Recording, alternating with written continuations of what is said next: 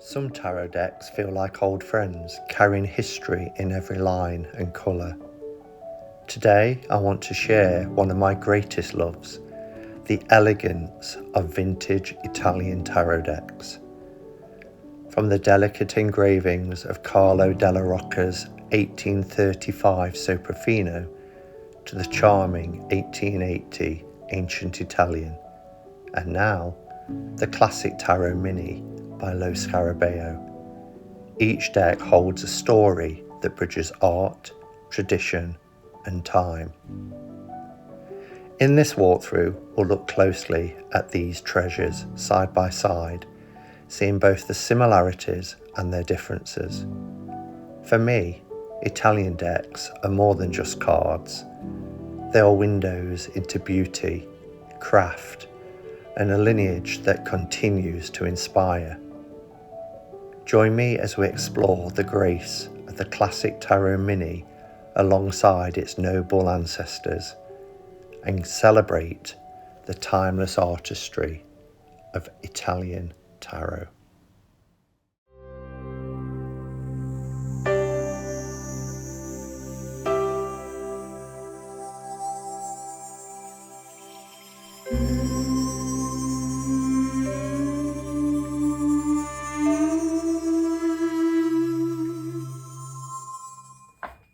Hello ducks, it's Simon here. Welcome back to the Hermit's Cave. Hope everybody's doing okay. I'm just going to light some candles and some incense. I've just broken up from work. I know it seems like I'm never at work. This summer has been really good. I got 2 full weeks. I've been back for 4 days, and now I just have a long weekend because it's a bank holiday and I put an extra day in for tomorrow. So I could have Friday, Saturday, Sunday, Monday, because the first half term of the year is always pretty full on, and it's a long half term. The October half term, which is my next break, is right at the very end, and we're still in August, so it's a good, I don't know, good few months. I shouldn't complain because before I worked in education, I think I got 4 weeks a year, so I get a lot better than that now. And I'm looking forward to that break because I'll be going to Glastonbury with Sandra for a whole week for Samhain. Can you believe it? It's coming around again so quickly.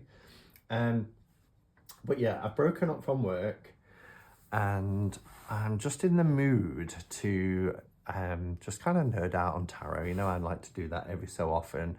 Take a break from the usual unboxings, although this is kind of an unboxing, because, and I'd almost forgotten about it, I've received the classic tarot, the mini version. Now, I say I've forgotten about it because I traced this down through a third-party seller through eBay. Nobody else was stocking it. Cheryl didn't have it. It's not on Amazon, although, you know, I probably wouldn't have bought it from there anyway. I don't like to buy decks from Amazon. And it was a risk that this would even be a genuine copy, buying through eBay. But the seller seemed pretty reputable, got really good reviews. So I went for it. It wasn't that expensive, about £14, I think it was. And I thought, yeah, let's get that. So I ordered it and then forgot about it. I want to think it was about, I should really check, about 4 or 5 weeks ago. But as you know, I'm really enjoying the whole rediscovery, if you like, of pip decks, Marseille decks, Italian decks, just straight up pip decks. In fact, at the moment, I'm really getting a kick out of doing readings with the, oh look how beautiful this deck is. This came the other day. It's a Viamond deck that Cheryl sent, and this is the Atea. There's 2 different schools of Atea. The other one that I mentioned is this one, different time frames and different you know, followers of Atea, etc. But this is the one that's known as the Grand Atea or Book of Thoth, but on the box that this comes with. It just says Atea Tarot. And I'm really loving working with this. And I must say that pip decks at the moment are just giving me some really great insights into my daily readings, my daily practice. And yeah, I'm just really enjoying it. Somebody also left a comment saying, please don't sup your coffee when doing the videos. I'm not a really loud slurper, so I'm just like, oh, whatever. Anyway. So, classic tarot. Now, the story behind this. So, one of my all-time favourite decks, particularly pip decks, is the Ancient Italian Tarot. I don't keep the cards in this box, but I just dug it out so you could see it.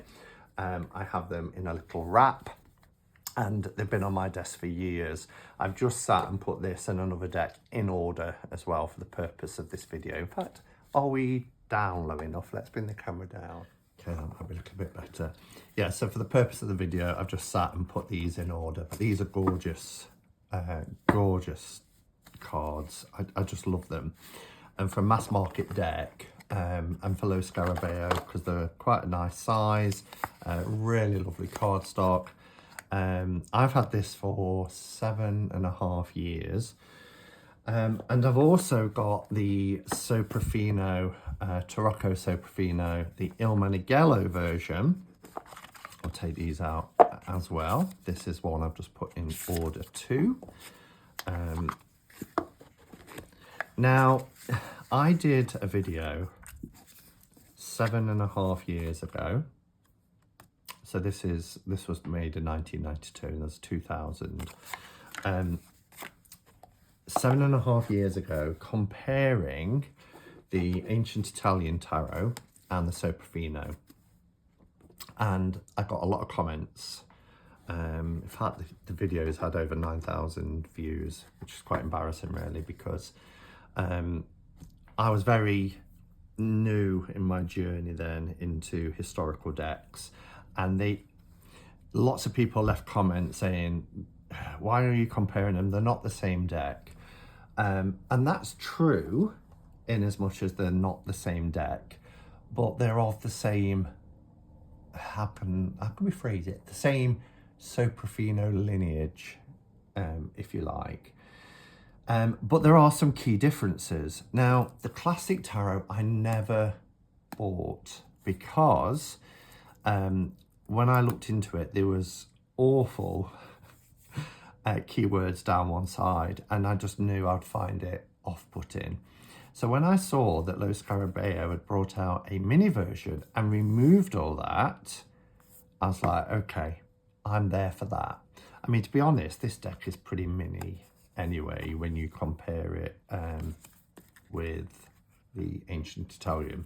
It's quite a small little deck. It's on beautiful paper. But I actually prefer this version over this. So let me explain the differences, the key differences really, before we go any further, because I want to get this right. So the Ancient Italian version here is a reproduction of a later deck around 1880, I believe. And it was by Cartiera Italiana, and is itself based on the 1835 Soprafino deck by Carlo Dellarocca. Now this one, although it doesn't credit Carlo Dellarocca, you'll see that this is, again, Milano 1835. This is the El Menegazzi. I'm getting that mixed up with his actual name. Eduardo Menegazzi was the founder of Il Meneghello. This is the Il Meneghello's 1835 version. And then this is the 1880 deck. But again, and you'll see that the pips are very, very different. But again, they are of that Soprafino lineage, as I'm kind of calling it. You know, tarot purists, don't come at me.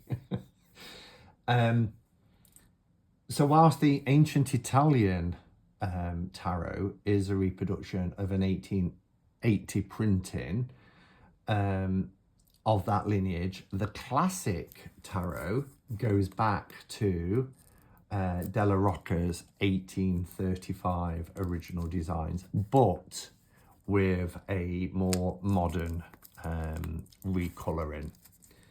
So I hope that makes sense. In short, classic tarot is based on the 1835 Soprafino, what also gets called the Dellarocca, whereas the ancient Italian is based on the 1880 reproduction of Soprafino.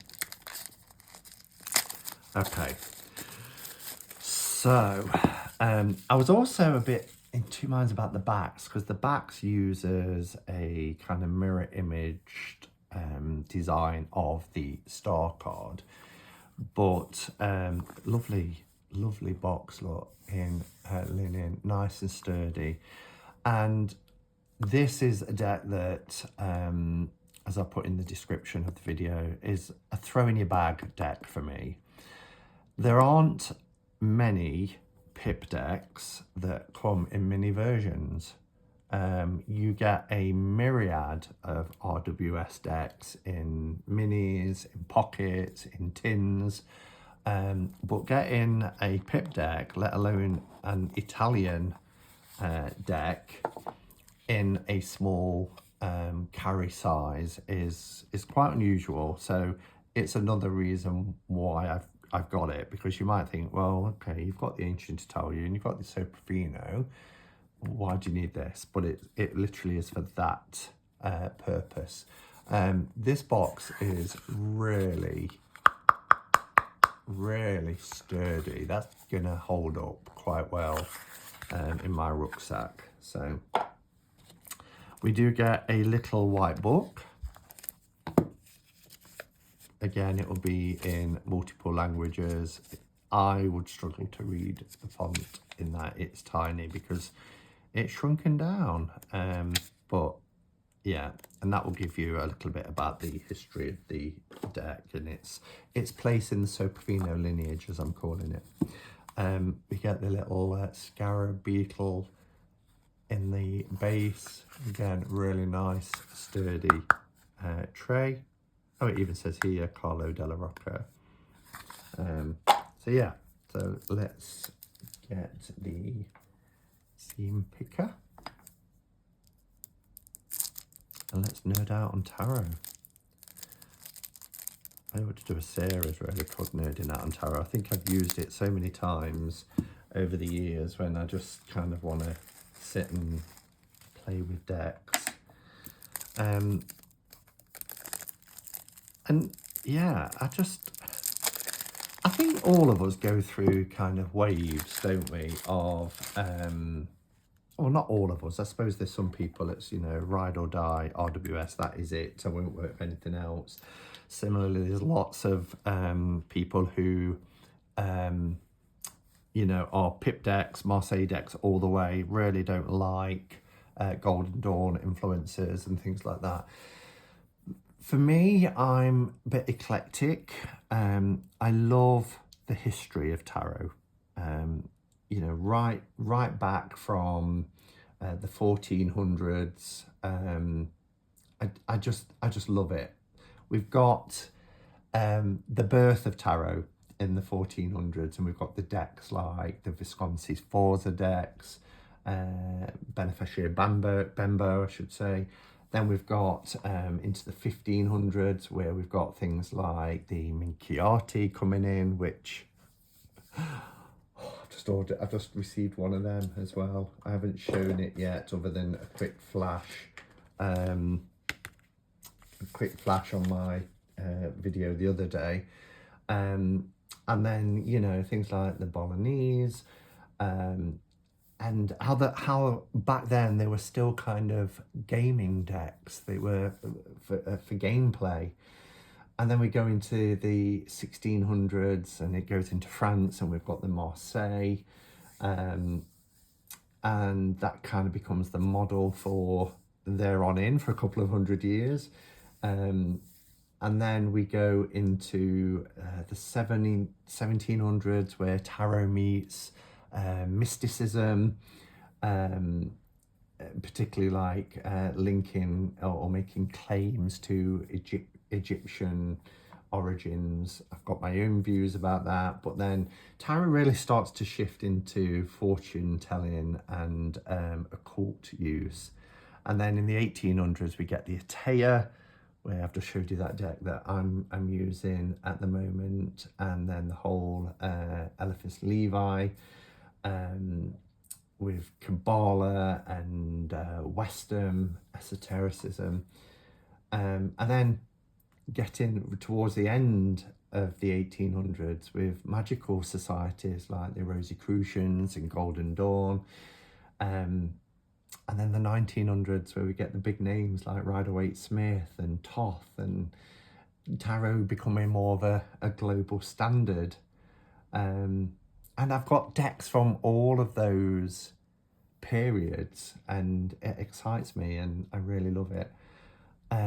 And even from then, you know, we go into kind of like the 1960s and 70s, where it really goes mainstream, and we start to get variations like Albano Waite and University Books, and yeah, and then we start to see theme decks, don't we, appear from the 70s and 80s, and tarot begins entering into you know, books and art and more films. I mean, there was around in the 40s and 50s as well, but yeah, I just love it. And I would say, you know, from the 90s and certainly 2000s, tarot is increasingly, because we've got the gameplay, we've got the divination, fortune telling, overlaying of esotericism, but then we've got kind of moving into more self-reflection and psychology inspired by Carl Jung. And then we're right up to date now, and digital tarot, like apps, and then the online communities appear. You know, for whatever reason, you're sat here watching me talk about tarot, and tarot has found a new home on social media platforms such as YouTube, where, you know, tarot gathers huge audiences. Instagram, TikTok, podcasts, yeah, and it's really becoming, now I see it moving really into the arena of wellness and spirituality, lots of gender and identity expression, and I just think it's all wonderful, all of it, every step of the way. Gosh, that was a bit of a segue I wasn't expecting to go into, but I just wanted to, you know, put myself into where I am with tarot. I'm not, I guess I'll always be seen as the RWS guy, and I'm more than happy with that. But also it's more than just being an RWS guy. I love the RWS. I love Pamela Coleman-Smith and her work, but also I just love working with decks like this as well. Do we need to go a little bit more zoomed in? It might be a little bit better. So the classic tarot, the mini, these are the backs that I was talking about, and I mean, I don't mind them. I can see why they've done it for reverse you know, so you can use them for reversals. I do love how they've done the flow of water between the mirror image, and I like this because, you know, sitting on the edge of water, it's very much like a reflection, whichever way you have it. So it's quite a nice back design. Cardstock is really good as well for a little mini deck. So yeah, you can already see here that the coloration is very in keeping, although this is more modern and brighter.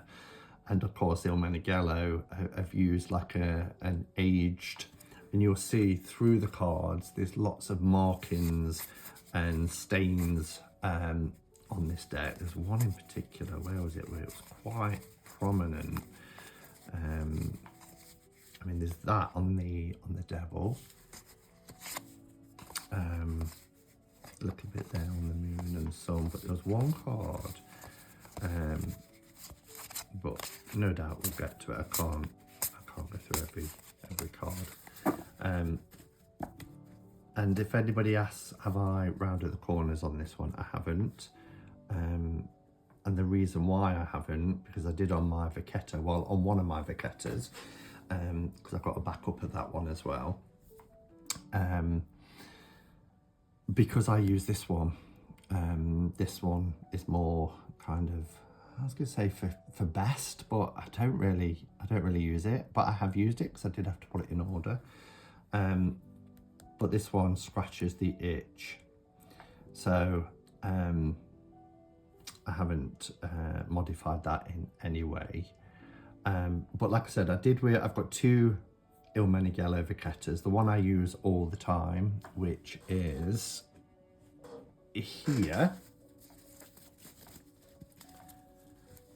This one I did around the corners because I was using it a lot, and they do become quite sharp. I love this deck as well. See, I would love a Lo Scarabeo mass market version in colour, because I know there's the black and white version, which is what it was. And before anybody kind of screams at the screen saying, well, there's Tower of the Master, I had the same issue with Tower of the Master, where again, all the way down one side was these god-awful keywords. I'd love a version like this of Vachetta Lo Scarabeo, if you're listening. Because then but do you know what, even if they don't, I'm happy with that version. One card did get damaged, and that's why I've got a backup, but I still use it. Okay, so we're just gonna go through them relatively quickly. We don't need to spend too long on it, but you will see, particularly, I think, because at first I was like, well, yeah, most of the colours are the same, but they're not. You see she's got like a blue over the shoulder here, where it's a different design completely. A facial expression has changed as well. This is the 1935, the 1835 version. So that's why it's more aligned to what Il Meneghello's done. Both of these are of 1835. This one, again, is 1880.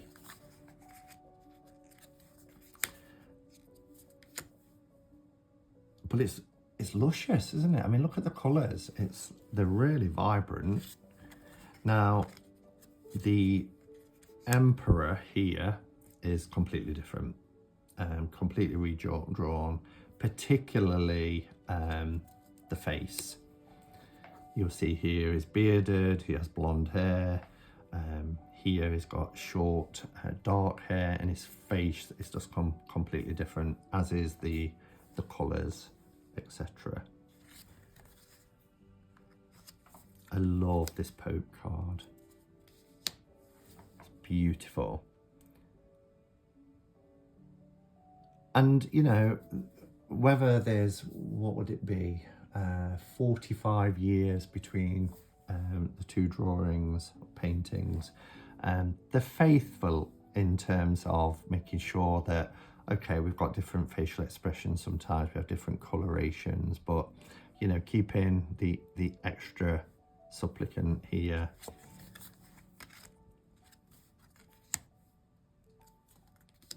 Our lovers. I mean, isn't it stunning? What a stunning deck. I love the Italian decks. So beautiful, such detail.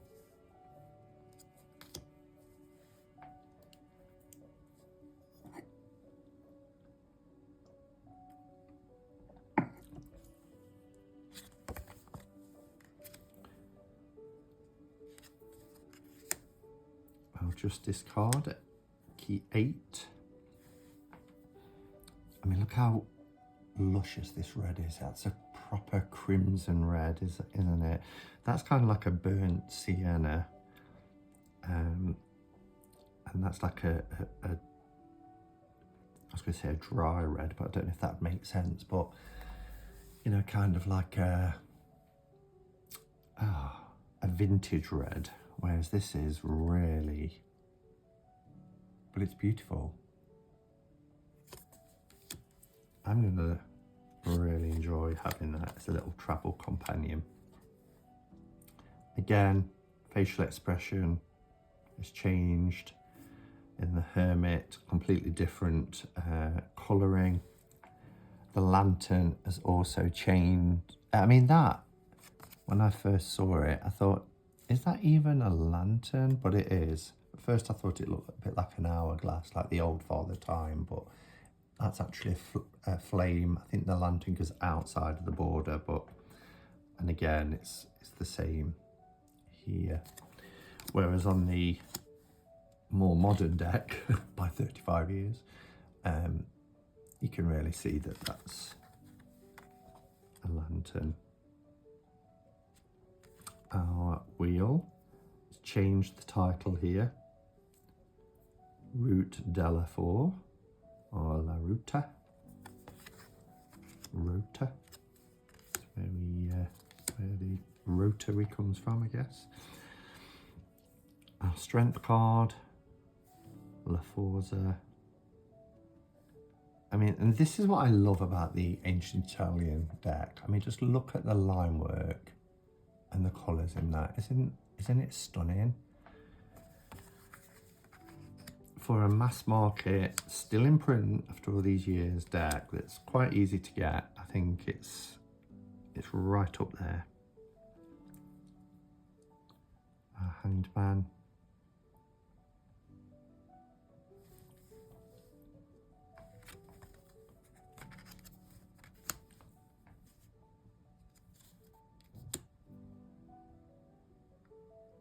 Interesting as well, because, you know, full without number, death without name. The earlier decks, they give the number 13 in Roman numerals, but they don't give it a title. Whereas this one does. Temperance.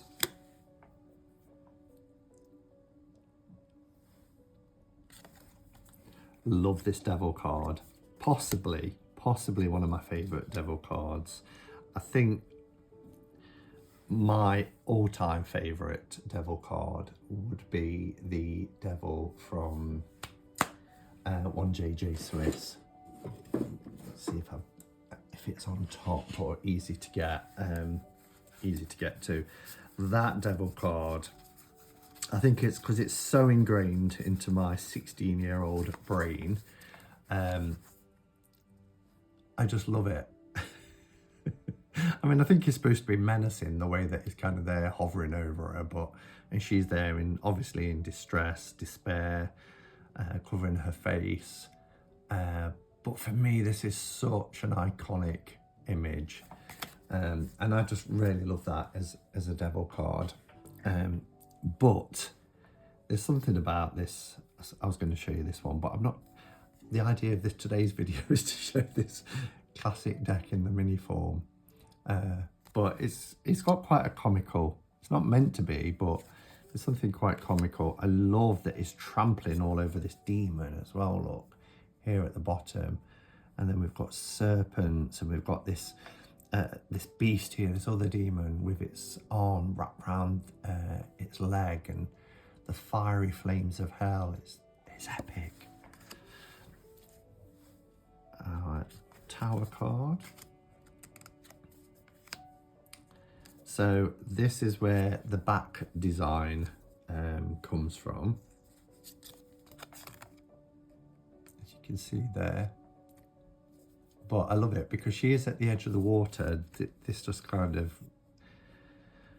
looks like her reflection, this line here being the bank of the riverbed, and then her reflection back. I know it wouldn't be that way reflected on, it would be that way, wouldn't it? But it still gives me that sort of that illusion. And here, look how beautiful her red hair is. It's gorgeous. All of the luminaries in the Soprafino are just wonderful. Oops, I took one too many there. So then we have our La Luna.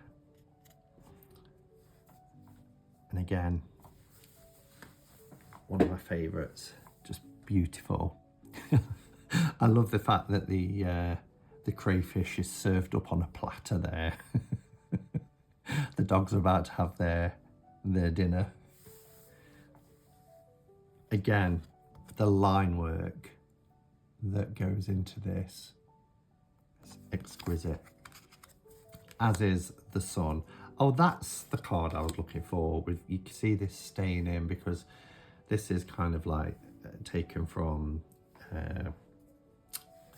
original decks, perhaps from museums, etc. So they kept in staying in. It wasn't put in there, but at the same time it wasn't cleaned up and taken away.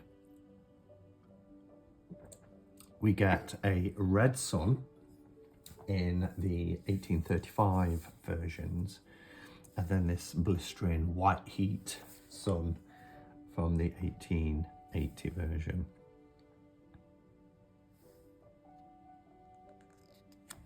And I suppose I should have mentioned that with the ancient Italian, you not only get the Roman numeral, but you also get the number on each card as well, which I think some people find helpful. I certainly don't find it distracting. And if it's reversed, you get both in each corner. Whereas on these decks, you don't, you just get the Roman numeral.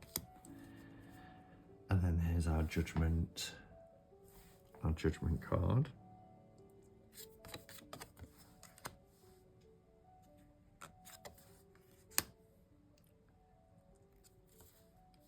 And again,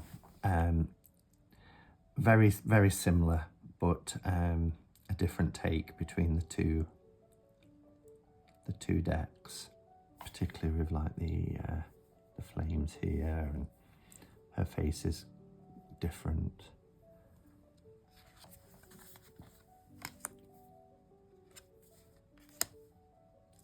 And then we go into the pips, and this is where the most noticeable differences are. Let's put these to one side like that. Yeah, these are where the most noticeable. So obviously you will see here that these are aligned in terms of the design, but coloration is a little bit different. It's more vibrant, it's brighter than it is here, which has been in keeping all the way through so far. But when it comes to the pips now, between the 1880 and the 1835, they are very different. We've got a little cherub here where we haven't here. We've got a flower design. So I'll go a little bit faster through these. This one is on a tabletop with the 2 cups and the lions here. I mean, we've got similar design, but again, very different. We just have the numbers where we've got the Roman numerals on that one.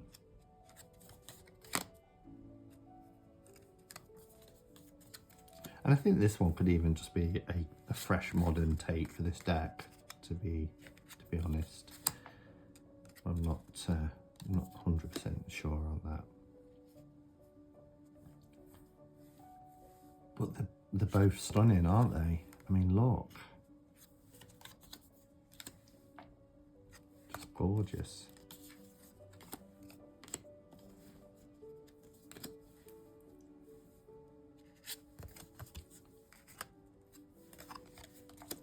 So what's your guys' favourite? Those of you watching this, I mean, this is a mini version, but out of the two different time periods, which are you enjoying the most?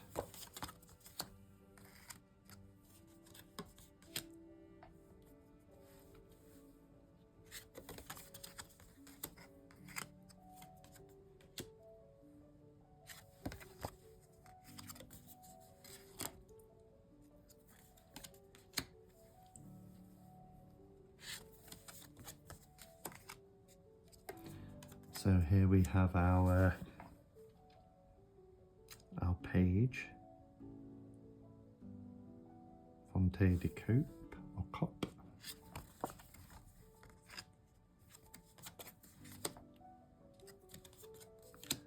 Our Cavalier.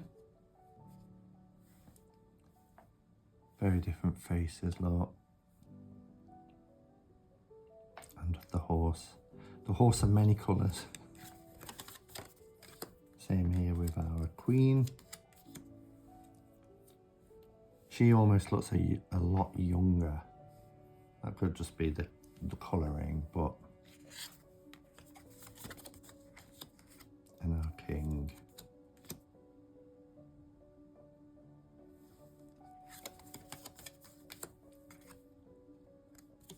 Now then, this isn't going to be in the order that... Because I put these in order this afternoon. And then obviously I've only just opened this now. So... I think that should do it. Again, you'll see the colours, although they're a little bit different, but I think that's more Il Meneghello's style of green rather than this. But you'll see it's the same design, same ruffle on the cuff, same flowers rather than just leaves here. I have to say, on both versions as well, I like cups and swords best, I think, when it comes to Italian and French decks, but the batons for both versions here are just so beautiful. Look at that. They're just gorgeous, really gorgeous.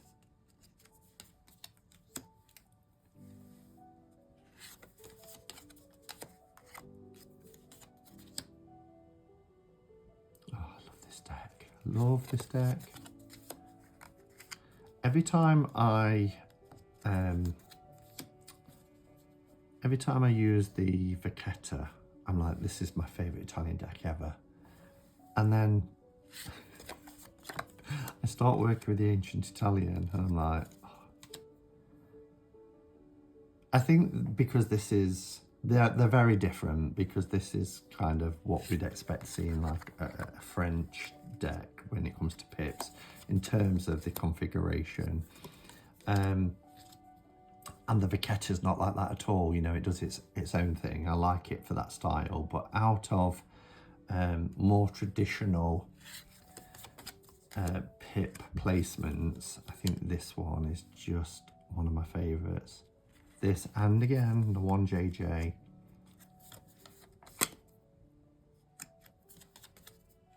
We all love our first deck, right?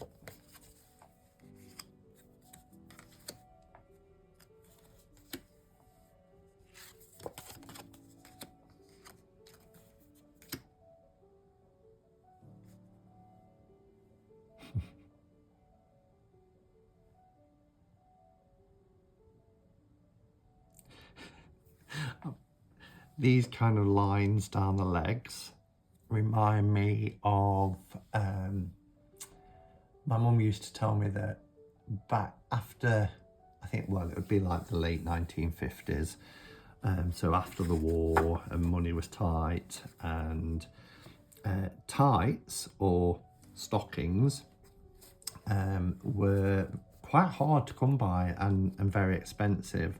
So they used to use gravy powder and put gravy powder, rub it into their legs to give the appearance of brown tights.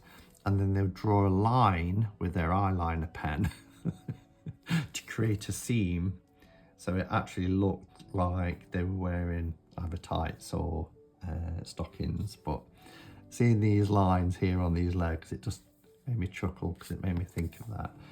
And I've got an image in my mind, but obviously I wasn't around in the 1950s or 60s. So I might have seen it in a TV show or film set in that time as well, but unless my mum described it that well to me that I could visualize it, and that, you know, it become a false memory. Again, look how different the face is for our King of Batons. One's bearded, one isn't, but completely different facial structure. He's also carrying this, can't make out what that says. It's like a round shield, unless it's part of this. But again, it's just different, isn't it? Lombardia.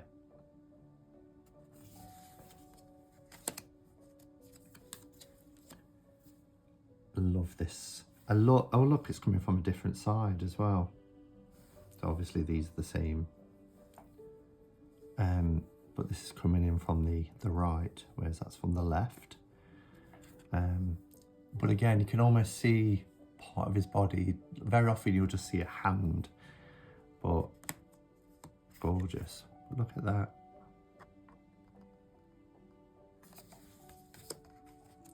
Never noticed that before when I did the side by side.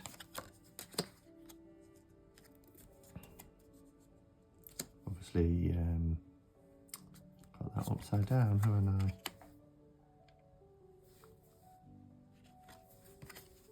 That's the thing though with tips, very often you don't always know if they're upside down.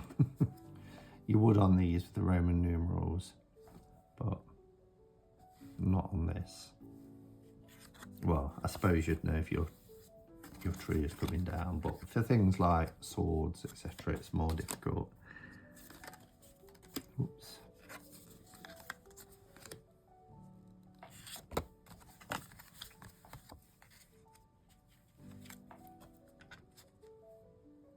Now then, the 6 doesn't have any branch or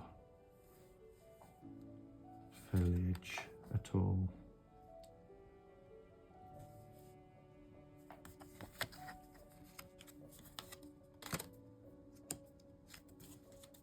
It's very similar, isn't it, for all of them, for the 7. Again, nothing in the middle. So bits were added at the later date. Maybe it's that one, who knows? This has come straight out the box, so it's different.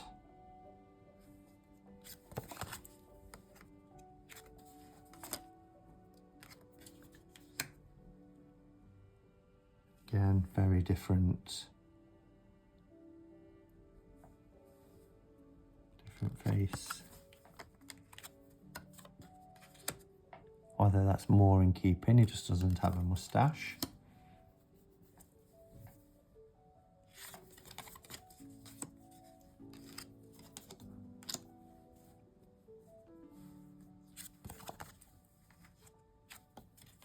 Oh, he's a very fresh-faced king, isn't he?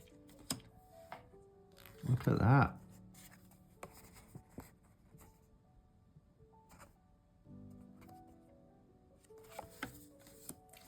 And then our coins. Oh, they shoved that in there, did they? Right in the middle. That pesky card. Every Lo Scarabeo deck for God knows how many years. You think they'd change it up a bit, wouldn't you? Anyway, yeah, so for the 1880, the face is looking towards the right. The older 1835 face is looking to the left.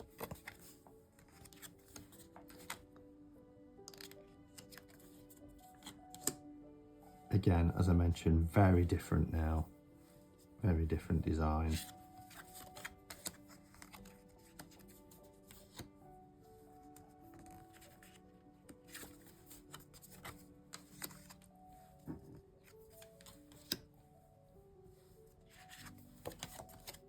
I think that's beautiful. Really beautiful.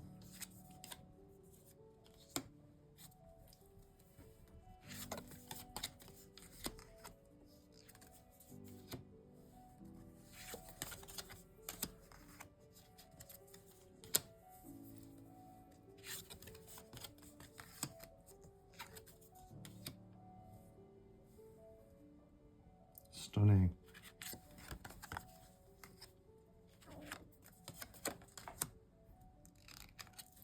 And this is really nice. I really like that. Both different styles. Whereas this is kind of like a reversed mirror image of itself, but both are gorgeous. We get the extra bits here at the top and bottom.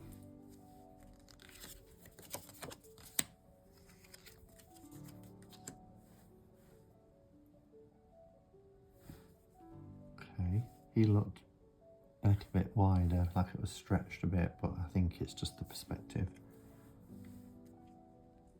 Again, very different facially, as well as obviously the clothing.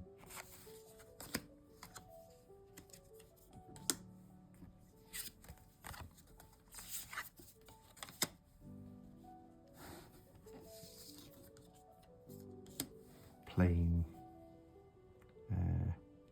garment here, whereas it's pattern there.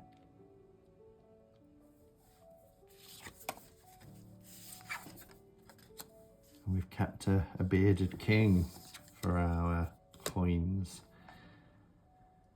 So there we have it. That's the ancient Italian of 1880. The Soprafino by Meneghello from the 1835 Dellarocca. And the classic tarot, also by Lo Scarabeo, but a reproduction of the 1835. Let me know your thoughts. I mean, this deck will always be, you know, up there. But what do you think to this version? I would imagine some people wouldn't be too keen on the backs, but actually, I don't mind them. I really don't mind them. I just think it's great having a travel Italian deck that, like I said, I can throw in my bag and take with me on places. Thank you for hanging out with me, and if you made it this far while I geek out on tarot, then I appreciate you and all your support. And yeah, until next time, go in peace. Namaste and blessed be.